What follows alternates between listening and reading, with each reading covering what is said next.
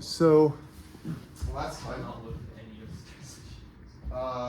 Okay, so we had this proposition.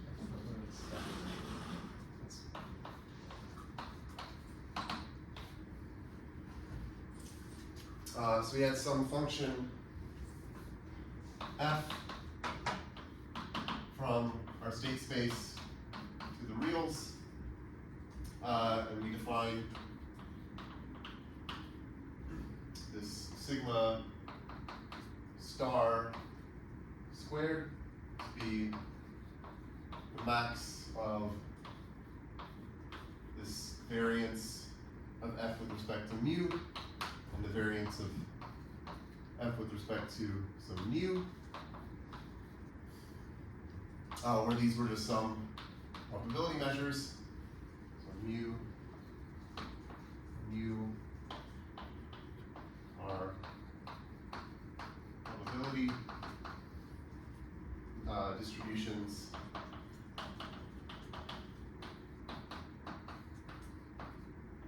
on x. We said if the absolute value of this e mu of f minus e mu of f is at least r times this sigma star, then the total variation distance between mu and mu was at least 1 minus e over r squared. Okay. Yeah, then I guess we said in particular,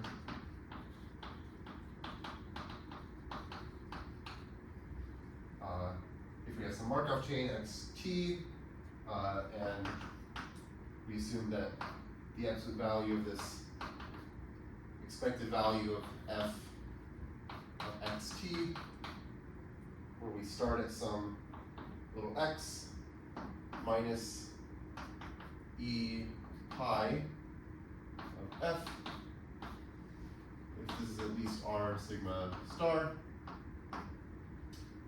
then the total variation distance between p to the t of x dot and the stationary distribution was at least 1 minus a over r squared.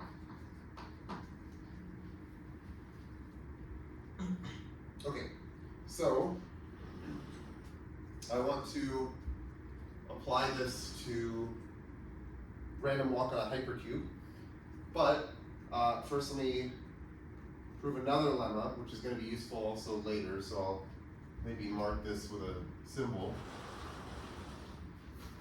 Okay, so here, lemma, and okay, maybe I'll call this like lemma part, so we can refer back to it. So this is going to be about the coupon collector. So consider the coupon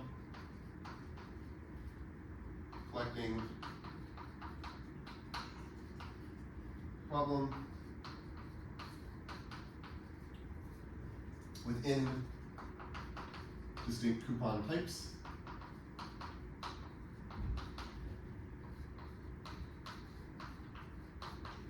Right, so at each step we randomly choose some new coupon, which could be just a copy of a coupon that we already have, or it could be something new, and we do this until we have all of the coupons, all the different types of coupons. Okay, so then let's let I sub j of t be the indicator random variable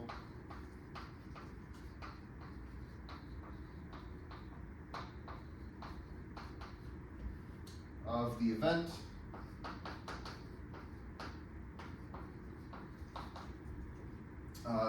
that coupon type j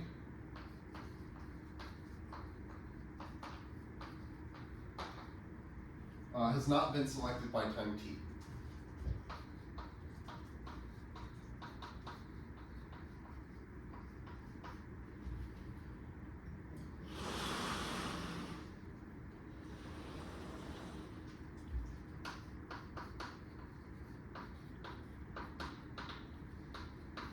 So if coupon type J has not been selected by time t, then this is 1, otherwise it's 0. And we're going to let R sub t be the sum over all of the coupon types J of this ij of t. So that's just going to be the total number of coupon types that haven't been selected by time t. And we're also going to let p be 1 minus 1 over n to the power of q. Okay, then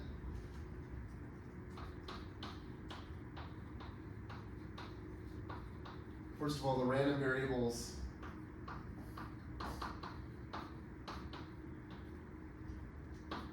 I1 of t through I n of t are negatively correlated.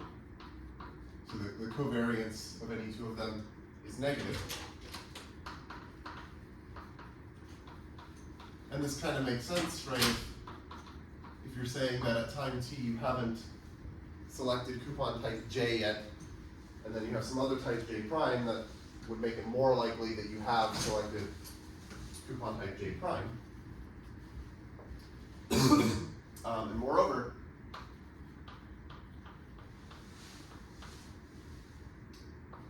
for t at least 0, we have, first of all, the expected value of RT, so the expected number of coupon types that you have not selected by time t, should be n times p.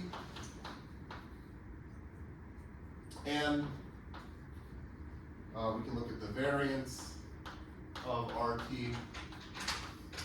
and this is less than or equal to n times p times 1 minus p, and p is somewhere between 0 and 1, so this is going to be maximized when p is a half, so this is at most n over 4.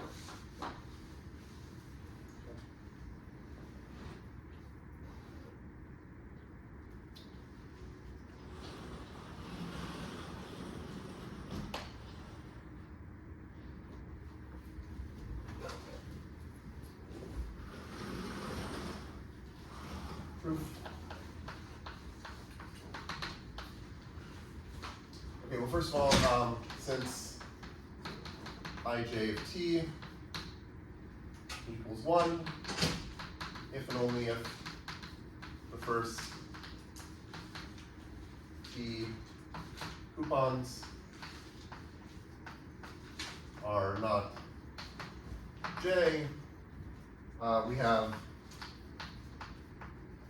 that the expected value of this indicator random variable is just going to be p, right? It's this, just saying that you have to not select coupon j in each of these time steps. So you just get this 1 minus 1 over n to the t. Oh, and also, and the variance of ij of t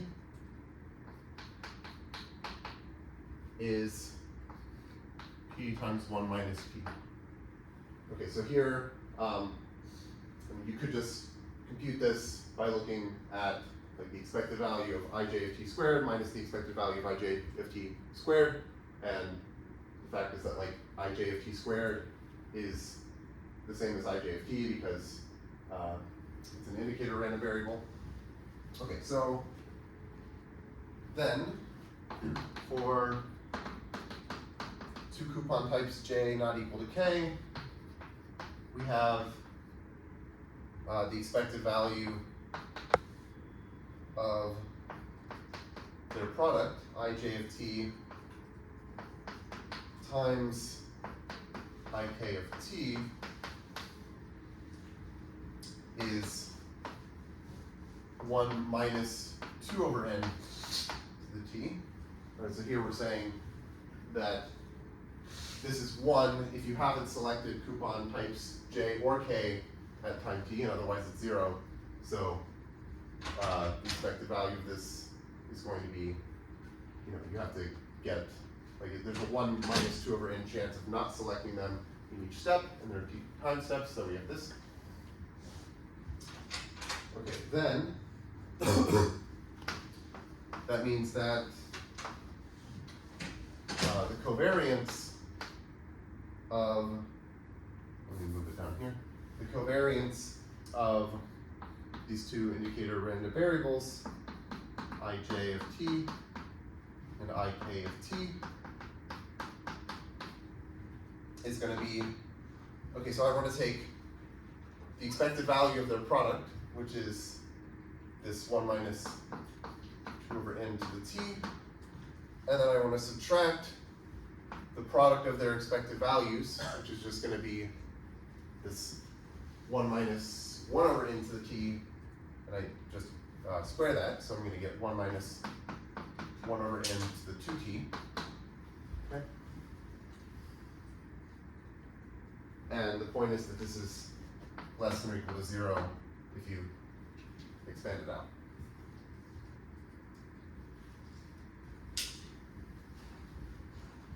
Okay, so they're negatively correlated. And then, yeah, I think the other things are easy. Where did I write the other things?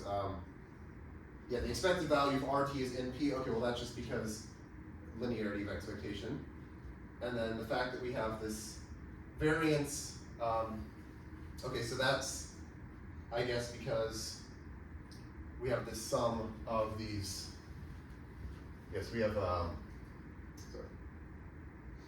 Yeah, so each one has variance P1 minus P, and they're negatively correlated, so the variance of their sum is going to be less than or equal to NP1 minus P, and then this is again in most interval form.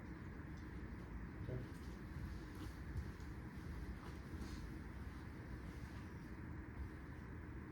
Okay.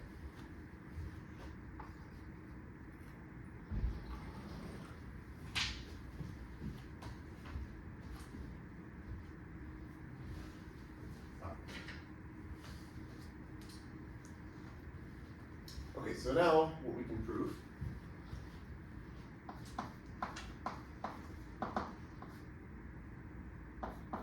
so let's look at the lazy random walk on a hypercube on the n-dimensional hypercube.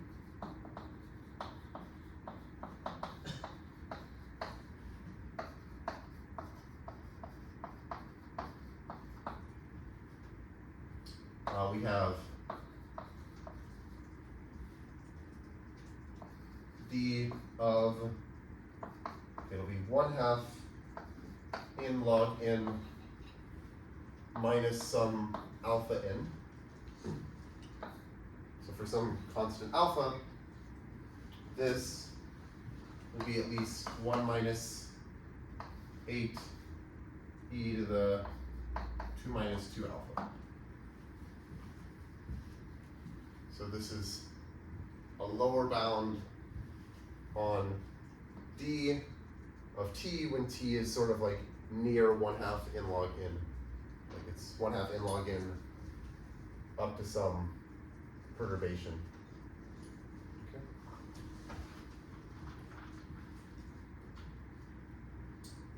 One second.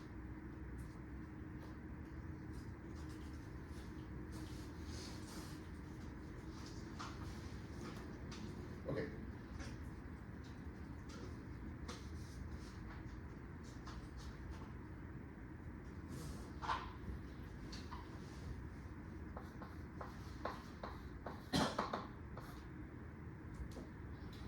Okay, so the proof, let's start by letting, okay, I guess this will be like math Blackboard bold 1.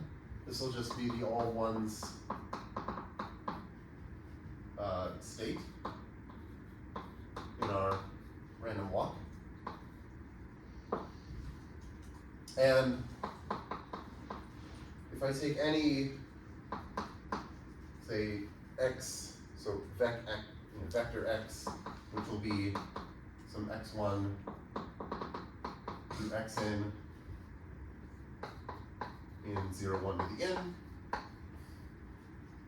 I'm going to let f of x be just the sum of the coordinates. Okay? And then we'll also denote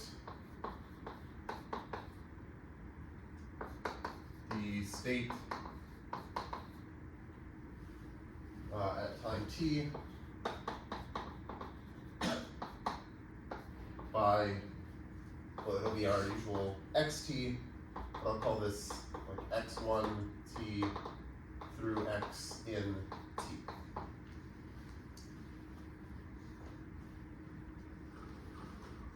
Okay, and we're going to try to apply the previous lemma, and or actually this proposition here. Okay, so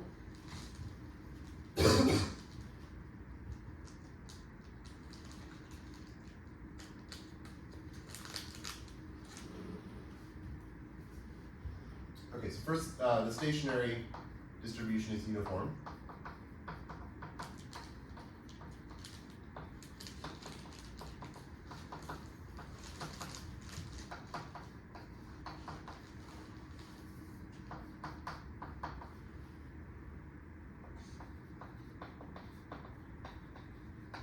And so what that means is that the distribution of f, this statistic f, the distribution of f under pi is a binomial random variable. So it is binomial with parameters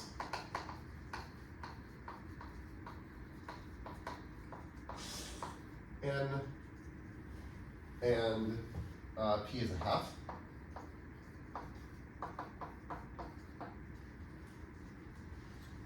Okay, so what this means is that, so that is, if I choose my vector x uniformly at random, so according to the stationary distribution pi, then the probability that f of x is some integer k is just n choose k times 1/2 to the n. Okay.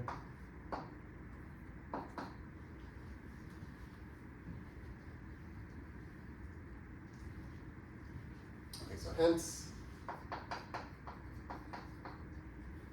well, this e pi of f, or the expected value of f, is going to be n over 2, right, which is what you would expect. You choose a uniformly random vector, binary vector of length n, you expect the number of ones to be roughly n over 2. Okay, and then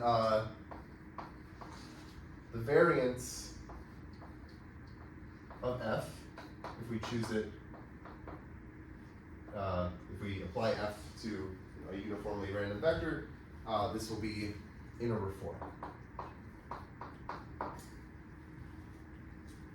Okay, this is just like a standard, like, binomial random variable thing.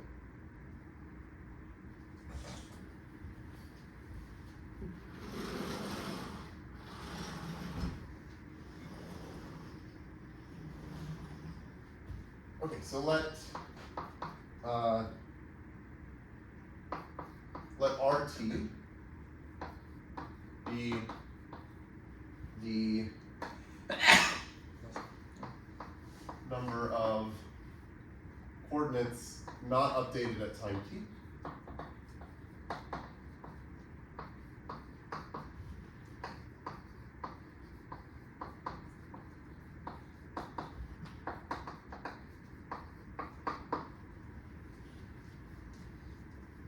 Okay, so this is going to be playing the role of the RT here, where this is like the number of coupon types that we hadn't selected yet, so here it's going to be sort of the same thing. It's the number of coordinates that we haven't updated yet at time t. Okay, so if, let's say we start the Markov chain with x0 being the all ones state. Okay, then the conditional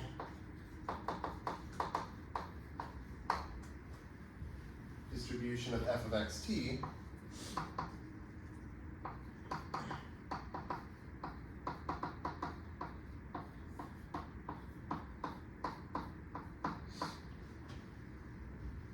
given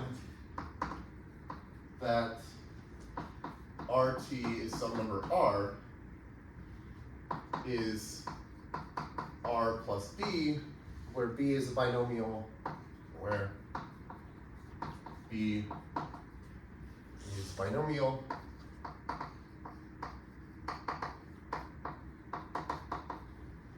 with parameters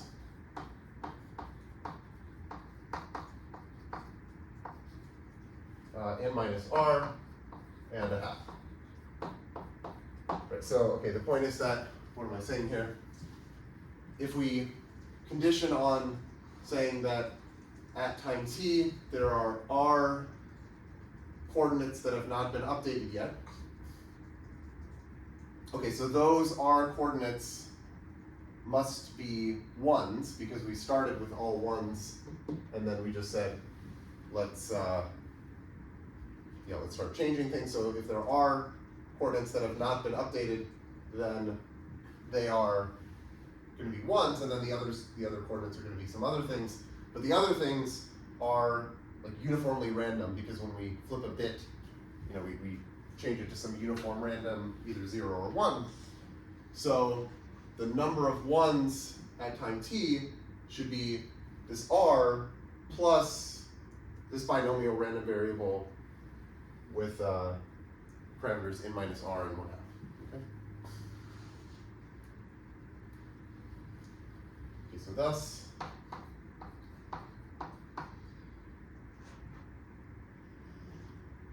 if we take the expected value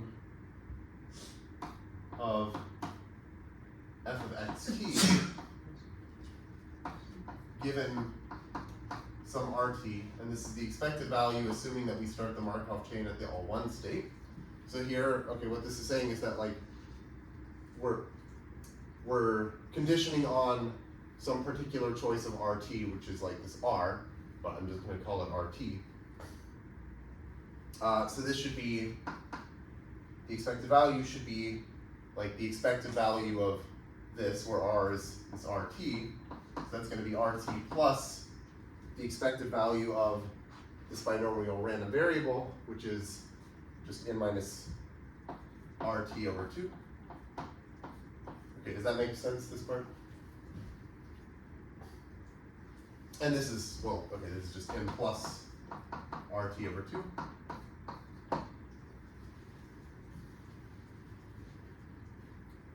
Okay, and then, by the preceding lemma,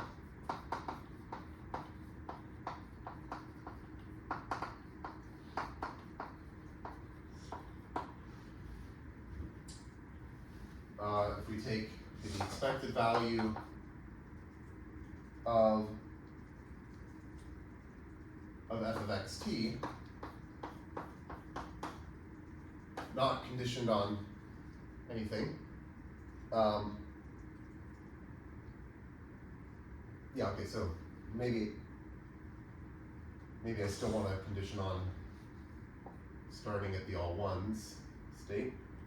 So this is n plus the expected value of RT over 2. And okay, well, the expected value of RT, like RT has the same distribution as this RT from the lemma, so its expected value is this n times 1 minus 1 over n to the t. So here we're going to get, okay, we can write it like this. Well, okay, maybe I'll write it like this. N over 2 plus a half n 1 minus 1 over n to the t. And then this is also, okay, we can factor out the n over 2. Yeah.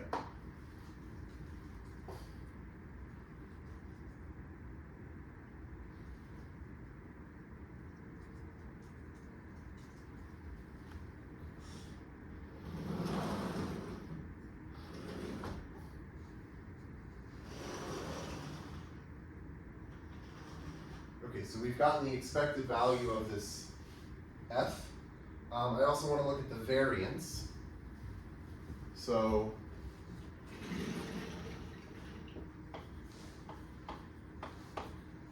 the variance, again, assuming we start at the all one state of this f of xt. Okay, so this is going to be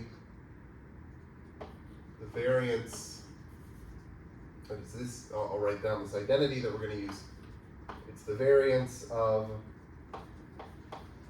the expected value of f of xt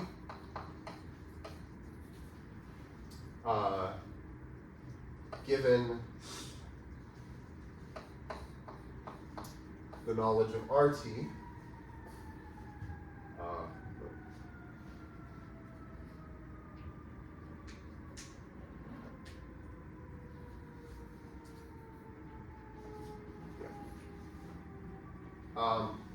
Plus the expected value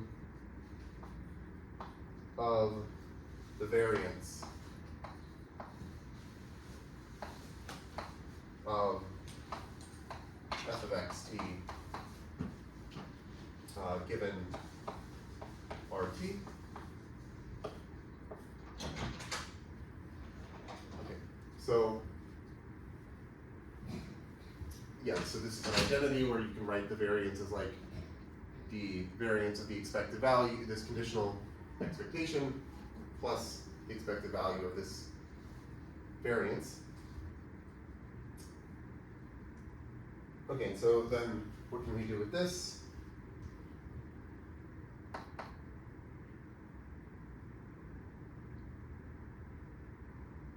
Okay, so the variance of this.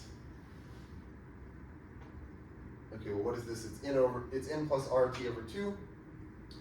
So the n over 2 is going to be a constant, so that doesn't contribute to the variance. So we're looking at the variance of RT over 2, which is just 1/4 the variance of RT.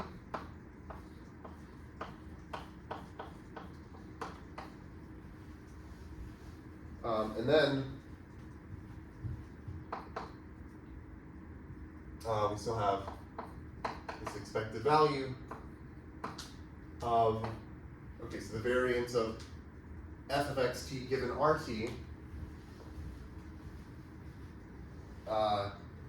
Okay, so that's going to be the variance of this.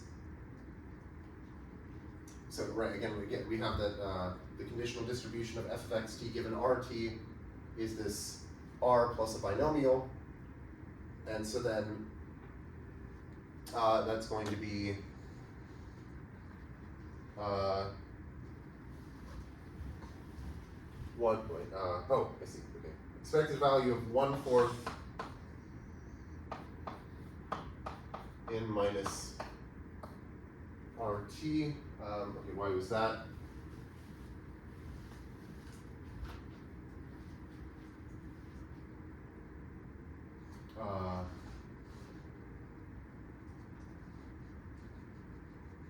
I'm sorry. Okay, why is this true?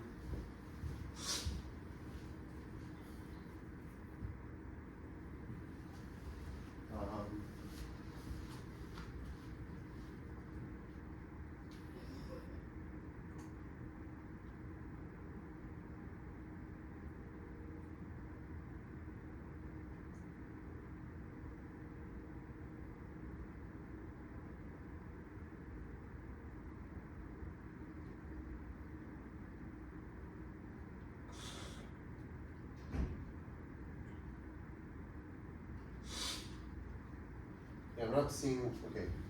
So it's just the variance of the binomial, like r plus b. Like we know condition on rt equals r, the distribution is r plus b, and the variance of this is just the variance of b. Oh, okay, and, right, I see. Okay, yeah, thank you. And the fact is that that's where the r is coming in. Okay, yeah, thank you. So it's the variance of this, which is that. Okay, yeah, good.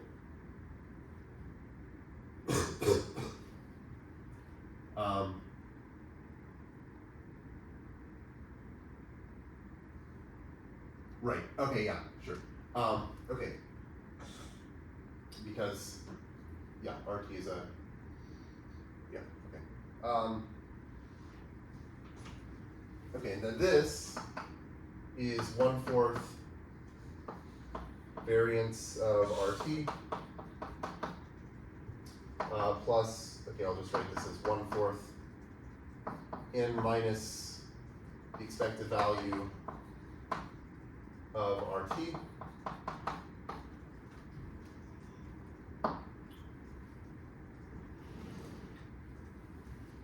Okay, but then since RT is this sum, so okay, like this RT is basically the same as this RT, which is some sum of negatively correlated indicator random variables, right? This is like the I1 of t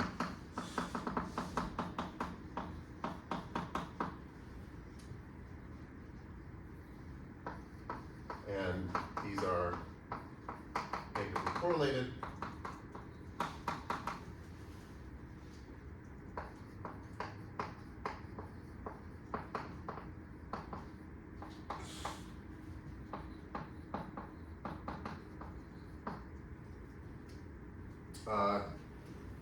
We can say that the variance of RT,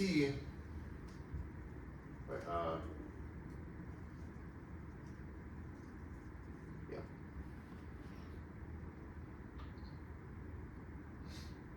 I don't need that, yeah. So the variance of RT is at most the variance of I1 of t plus plus variance of In of t.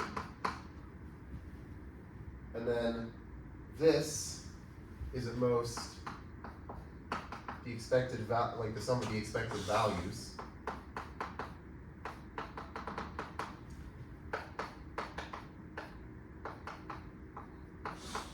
Right, just because the variance of an indicator random variable is the expected value of the variable squared minus the expected value squared, so you get that it's less than or equal to this.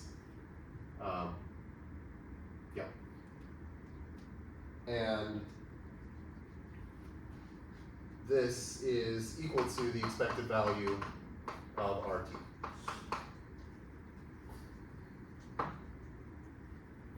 And so then that means that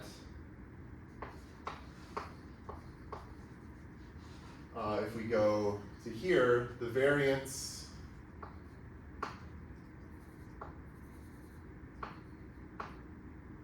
of f of xt. Okay, so we have this, but then we're saying that this variance of RT is at most the expected value of RT.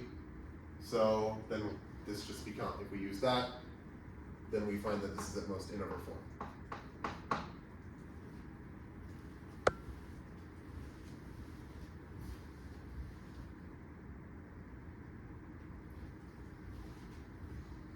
Which, yeah, okay.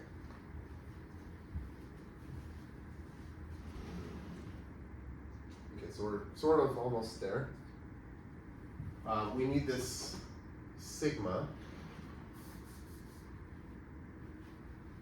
Okay, so I'm going to let sigma, well, okay, let's let sigma squared be the max of the variance of f with respect to the unit. Okay, so this is a pi, so this is with respect to starting at the uniform distribution. So like here, we sample a vector according to the uniform distribution, we apply f to it, we take the variance, and then here I'm going to take the variance of f of xt, assuming that we start our Markov chain at the all ones state.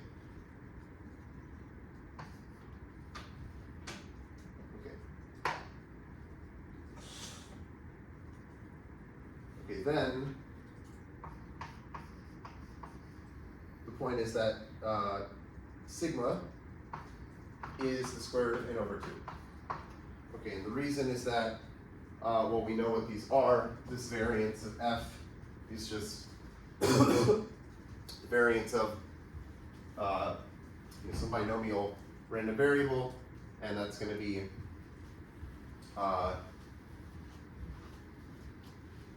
n over 4, right? Yeah.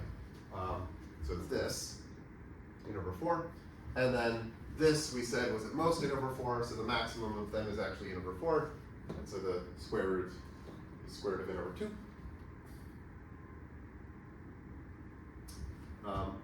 So if I take the absolute value of e pi of f minus the expected value starting at the all one state of f of xt,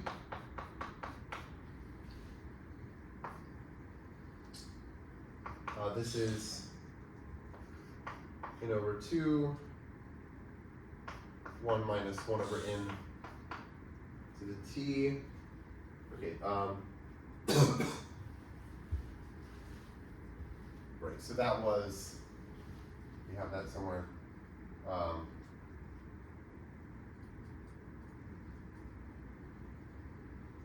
This, yes. Right, so that, yeah, okay, right, so we had this thing, which was the n over 2, 1 plus that, but then the expected value of f is just going to be n over 2 when you evaluate it on a uniformly distributed vector. So the difference here is going to be that.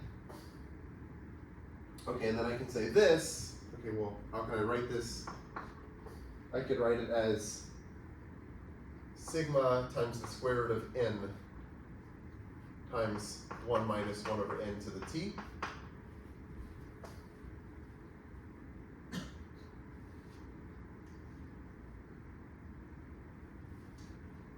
Okay, now I guess we just have to do some computations, so let's go through that.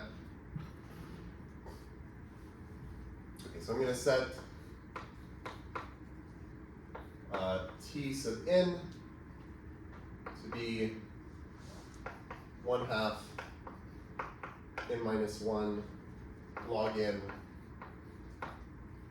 minus alpha minus 1n. Again, alpha is some fixed real number that we're putting into this statement here. Okay, then okay, well, you can check that Tn is greater than 1/2 n log n minus alpha n. And I'll just say, okay, so maybe we won't go through this, but using the fact that 1 minus 1 over n to the n is less than 1 over e is less than 1 minus 1 over n to the n minus 1. One can show that this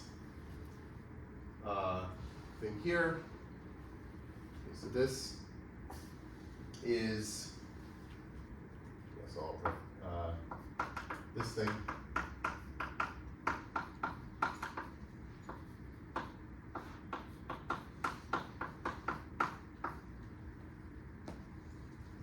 is greater than e to the alpha minus 1 times sigma. Okay, so this, I'm not going to go through that, but you can do that. And then, okay, now we just apply this preceding proposition that we had way over here to say, okay, we've shown that we have this lower bound on this absolute value of this difference that we care about, which is of the form r times sigma star. I guess here I'm just calling it sigma. But the r here is this e to the alpha minus 1. And so then if we plug in, we should get 1 minus 8 over r squared. Okay, so by the proposition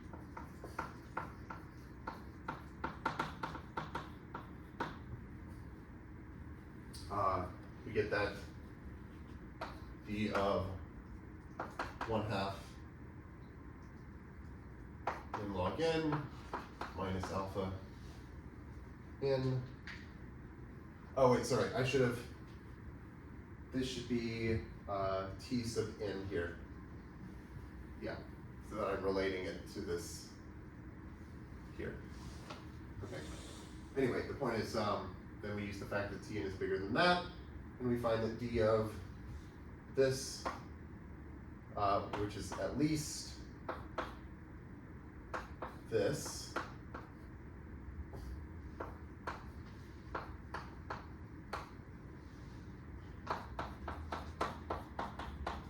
okay, so a lower bound for this would be to take just this total variation distance between these two measures, like the uniform and the this one. And then the point is that we get a lower bound for that coming from this proposition, which is this 1 minus 8 over r squared. And the r is this e to the alpha minus 1. Okay, and then that gives us that.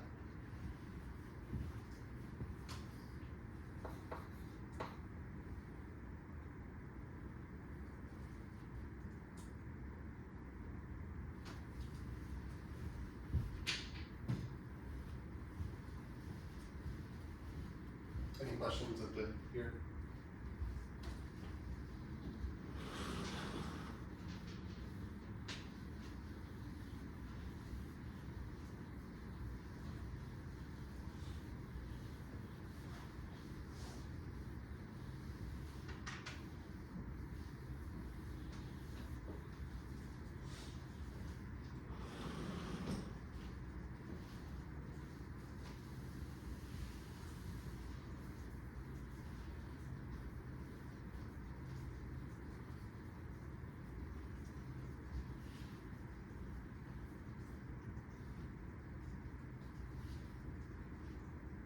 Okay, I want to say, I want to tell you about one other model that's kind of interesting, which is kind of related to this.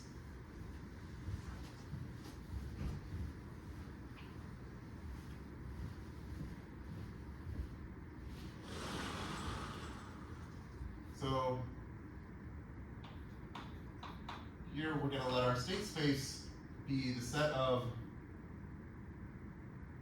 vectors x in 0, 1 to the n, sorry, 0, 1 to the n plus 1, such that it has a 1 in the last coordinate.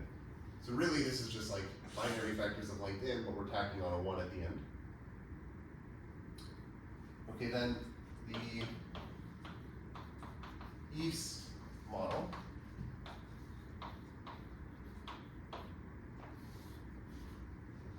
is the Markov chain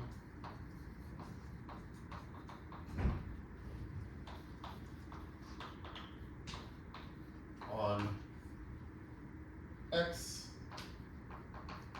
with following transitions.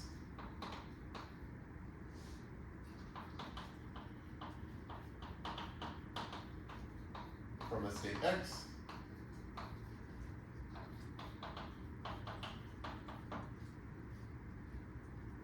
Okay, so what we do is we're going to choose some integer k uniformly at random from the integers from 1 to n.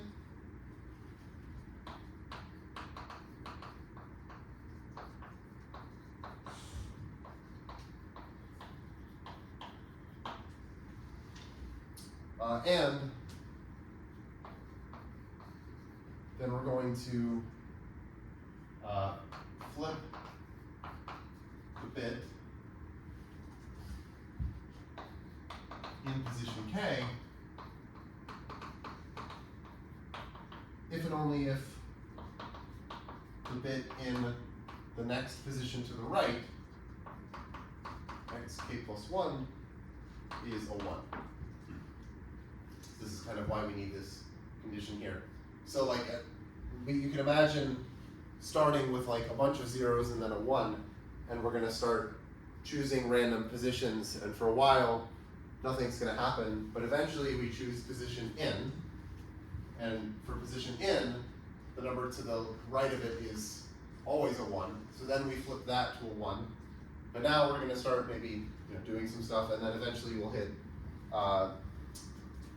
n minus 1 maybe, and then maybe we'll flip that. But we could like unflip some of these, because like maybe we flipped, like maybe we choose position in and we flip it to a 0, and then we just choose position in again, we flip it, or sorry, we flip it to a 1 and then we flip it back to a 0. So it, things can flip back and forth. Okay, so first lemma. The stationary distribution is uniform.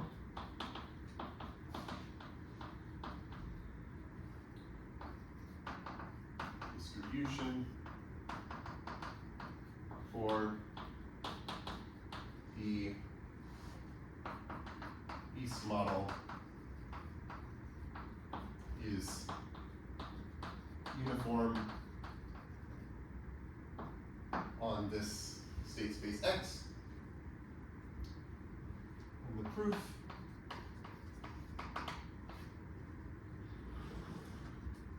so we're just going to show that it's reversible with respect to the uniform distribution. So for any states X and Y, we have that the probability of going from X to Y in our Markov chain is equal to the probability of going from Y to X in the Markov chain. And that's just because, well, for most pairs of states, this is 0 for both of them, except when X and Y disagree in position K only, and the K plus 1th positions both have 1s. And then in that case, the chance of going from one to the other is the same. Okay, so the Markov chain is reversible.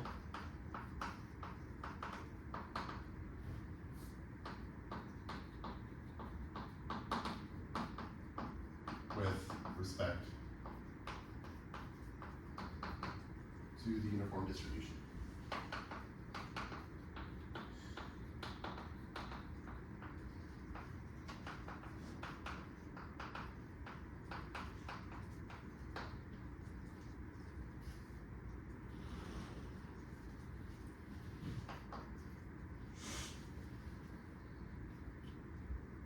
Okay, now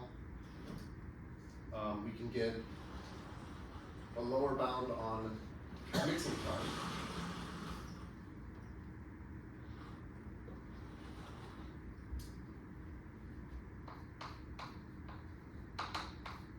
So for the East model,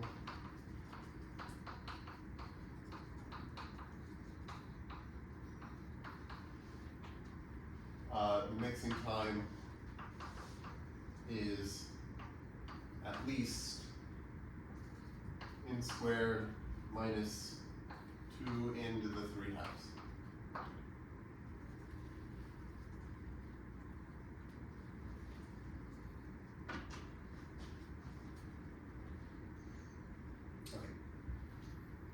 this.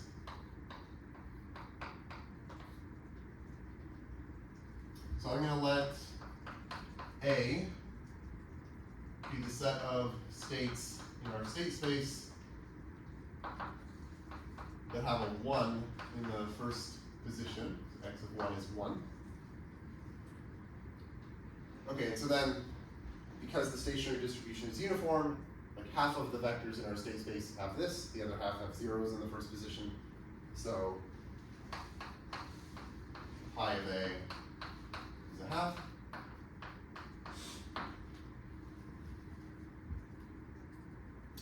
And now, let's suppose we start the Markov chain at the all zeros state, and by all zeros I mean except there's a 1 in the n plus 1th position. So suppose x0 is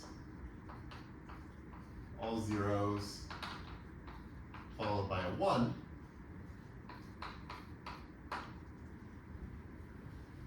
And we're going to consider the motion of the leftmost 1. Consider the motion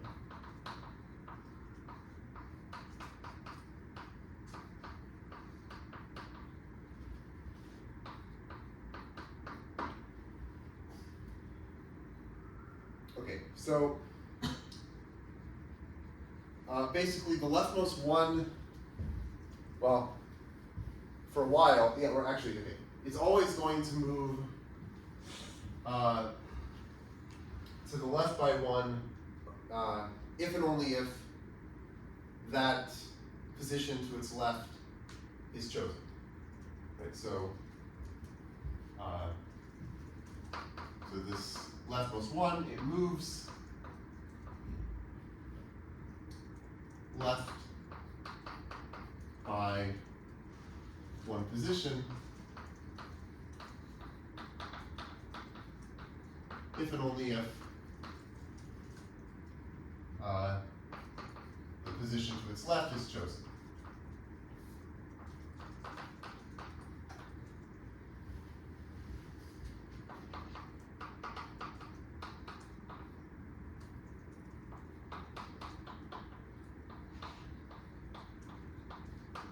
Right, because, well, if the leftmost 1 is the actual leftmost position, like position 1, then this is true because, like, it's not going to move left by 1, and that's because the position to its left doesn't exist, so it's not going to be chosen. But otherwise, there's a 0 to its left because or that they're all zeros to its left by the fact that it's the leftmost 1, so you only move it 1 space over if and only if that position immediately to its left is chosen. Okay, so thus the waiting time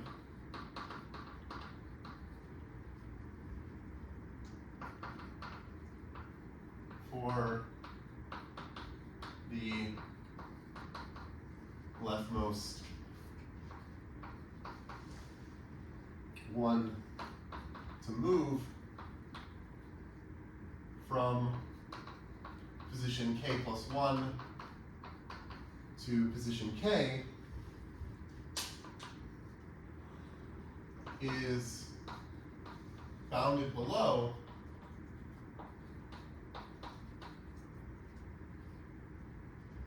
by a geometric random variable, which I'll call geometric random variable gk,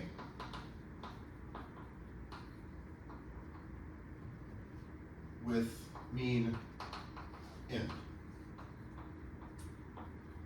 Okay, so why is it lower bounded? Well, it's because it could be the case that you have this leftmost 1 in position k plus 1, but then maybe it turns into a 0 because of stuff that's happening to its right. And so then maybe you actually have to turn it back into a 1 some later time and then wait for it to move 1 space over. So like something weird could happen in that way, but at the very least you have to wait this geometric random variable amount of time for it to move over one space.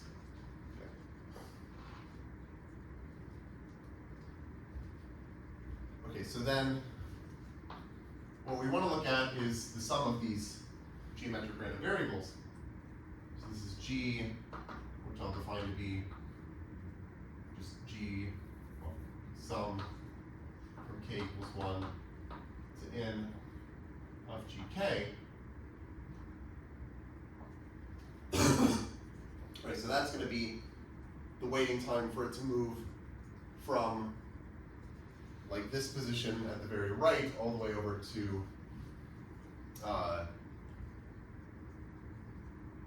the very left. Okay, so this has, or this is the lower bound for that waiting time. So this has mean n squared, because it's the sum of these geometric random variables with mean n, there are n of them, and the variance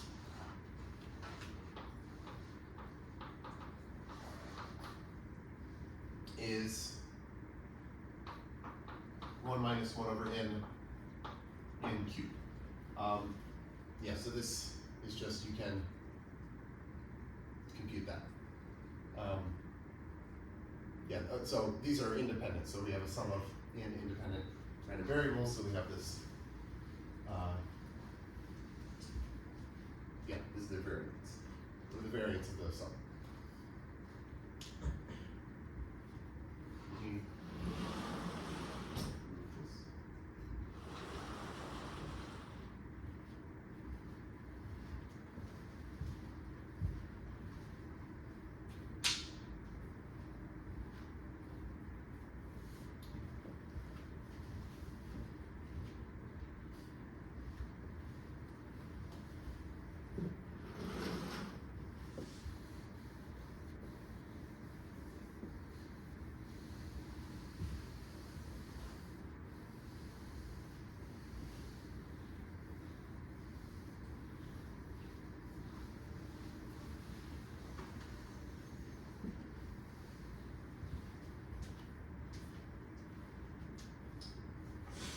Let's let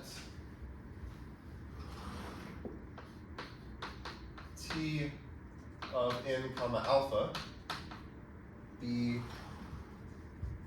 n squared minus alpha into the 3/2. Okay, then if I look at the probability that what am I saying here?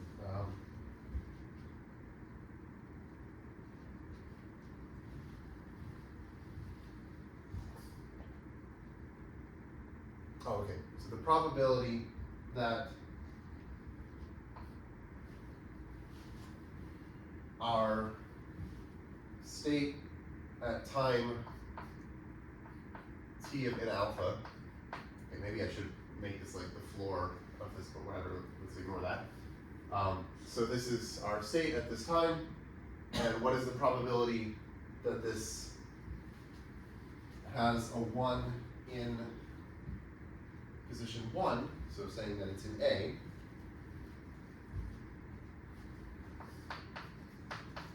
Let me fix that in my notes because I wrote that wrong.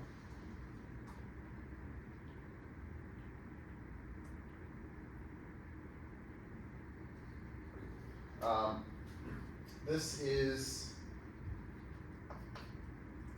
well, it's less than or equal to the probability that G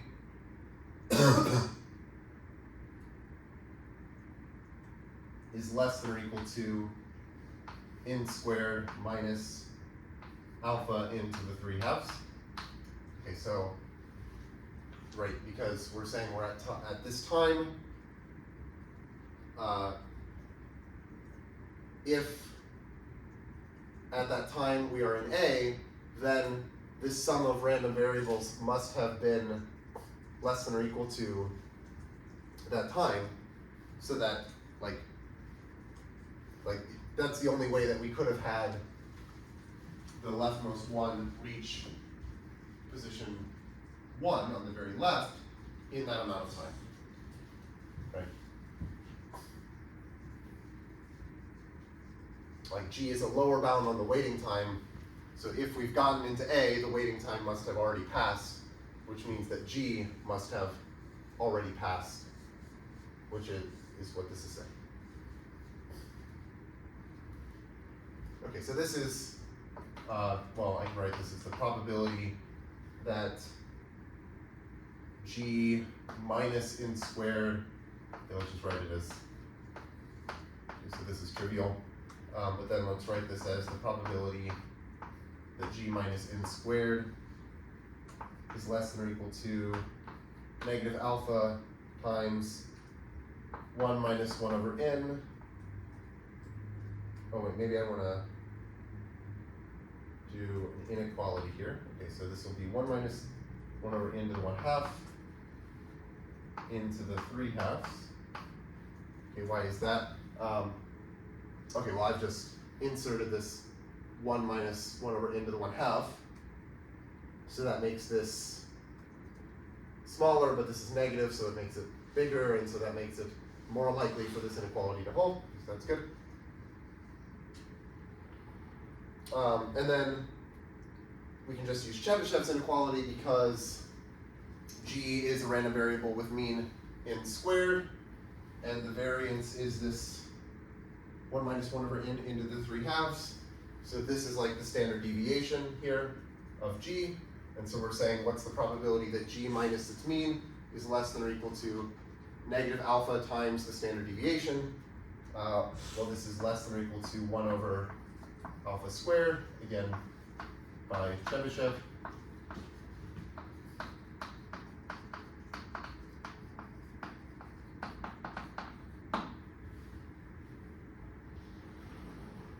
And so then finally, the absolute value of P, T of n out, okay, so this is our time, and we want to look at the probability starting from this all zeros and then a 1 state, the probability of ending up in A after this amount of time, minus the stationary probability of A. Okay, well this is at least, okay, so we said pi of A is just a half here. And then here, the probability of ending up in state A after this amount of time, if we start in this state, I guess I should be like I should have subscripts here saying that we're starting at this state, but like, okay, whatever.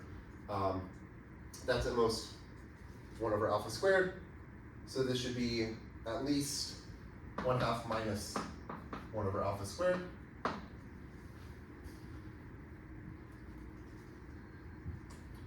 So thus,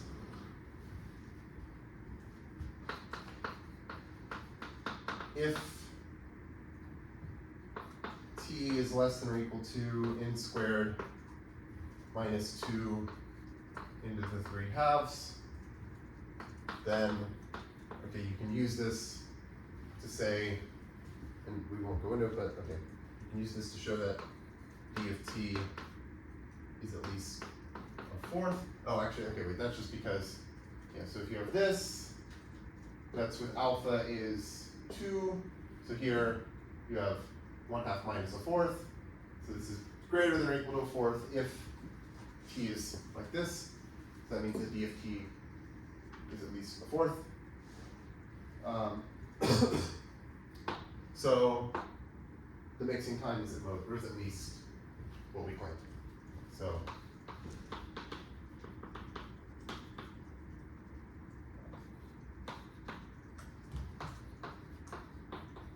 okay.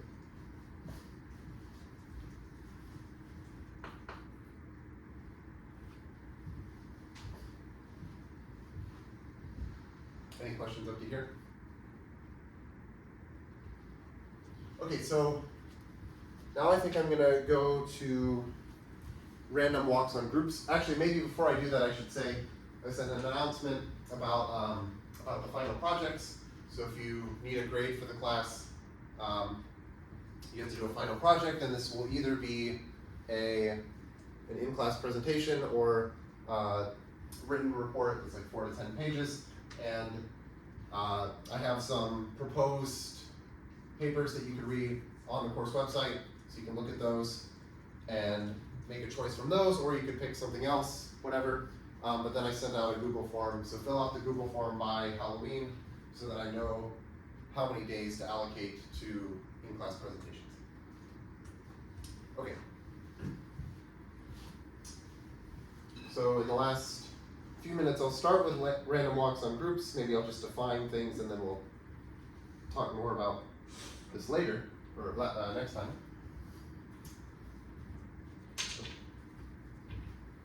Here, I'll start over here.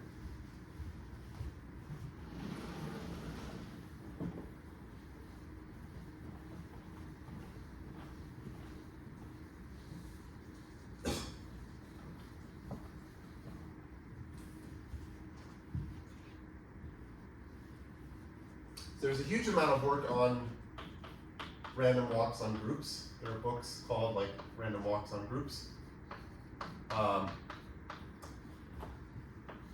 Here I think we're just going to focus on finite groups, but it's also very interesting for infinite groups, especially if you have some kind of like interesting metric or topology on the group. You can study how that interacts with doing a random walk on the group. Okay, but here we're going to mostly look at finite ones. But the general setup is we're going to let our state space be a group G.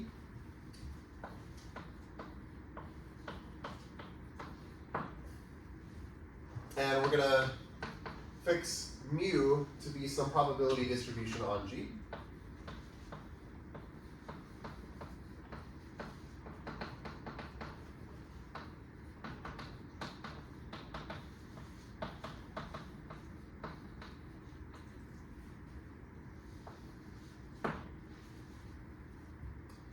Okay, then the random walk on G, and typically people say it's the random walk on G driven by mu.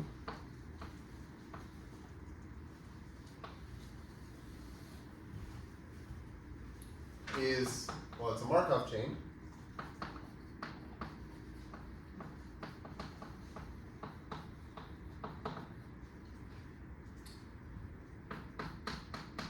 Xt is 0, defined by, okay, well, what am I going to do? Basically, each step I choose a random element of my group according to the distribution mu, and then I just multiply on the right by that element.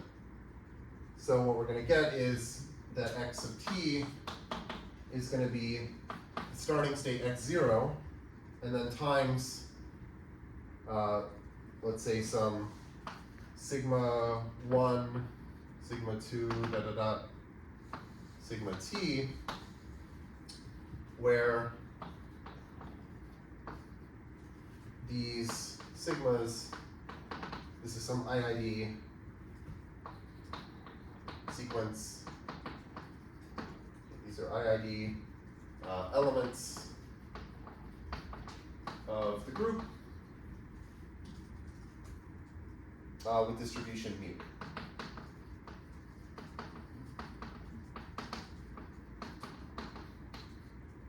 Okay, so I start at like the starting state x0, I choose sigma 1 according to this distribution mu, and I multiply by sigma 1, so then I'm at x0 sigma 1, and then I choose my sigma 2 according to this distribution, multiply by sigma 2, so now I'm at x0 sigma 1 sigma 2, and then I keep going.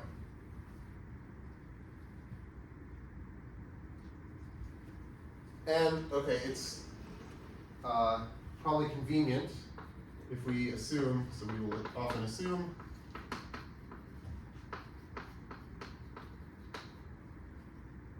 that the support of the probability distribution mu actually generates the group. It's like the set of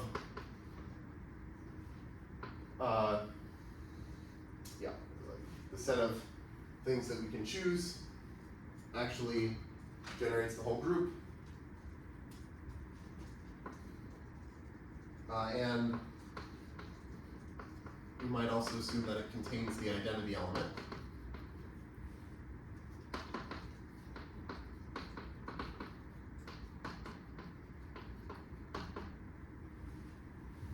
ID. And this will ensure that the Markov chain is aperiodic and irreducible.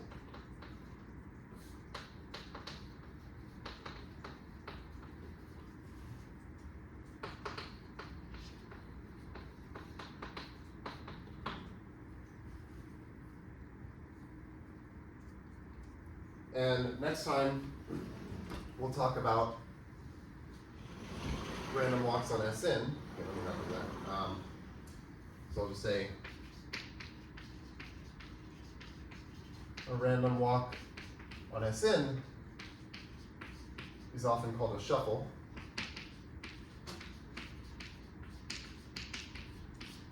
Because you can think of an element of SN, it's a permutation, but you can think of it as an arrangement of a deck of n cards, and so then you're doing some procedure to shuffle the deck. Okay, so that's all for today.